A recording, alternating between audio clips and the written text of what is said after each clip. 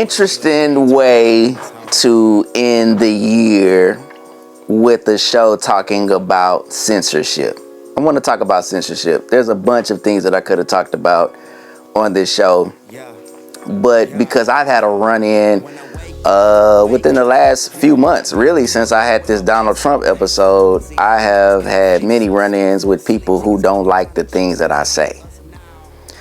I don't feel like I am being egregious. I don't feel like I'm being obnoxious. I don't think that I am really saying anything wrong. I'm just saying how I feel. But somehow, some way, I do manage to offend somebody.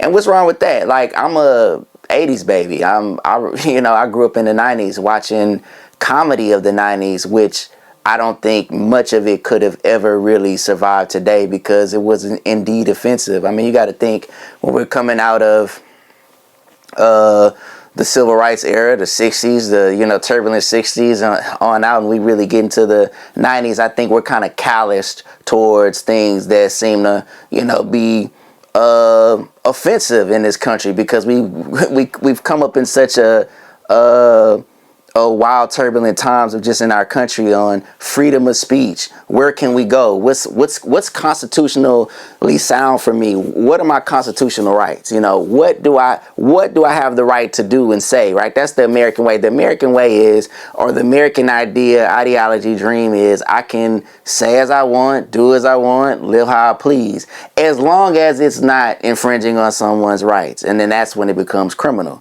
So it's so funny that even the things we say, just the spoken word can really be offensive to somebody, right?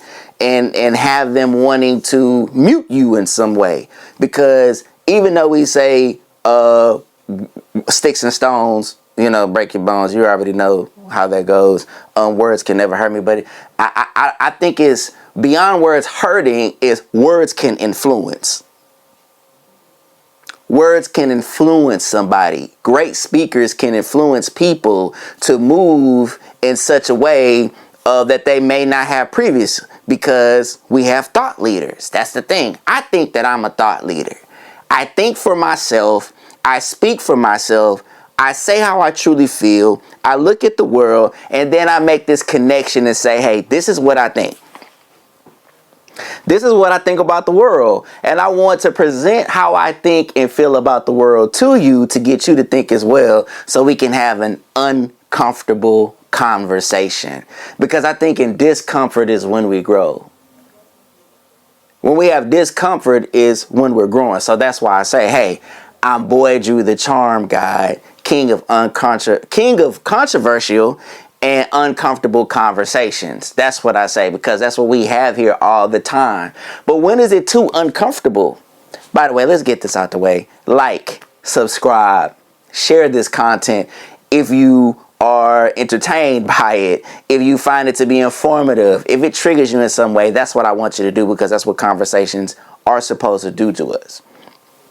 But live from the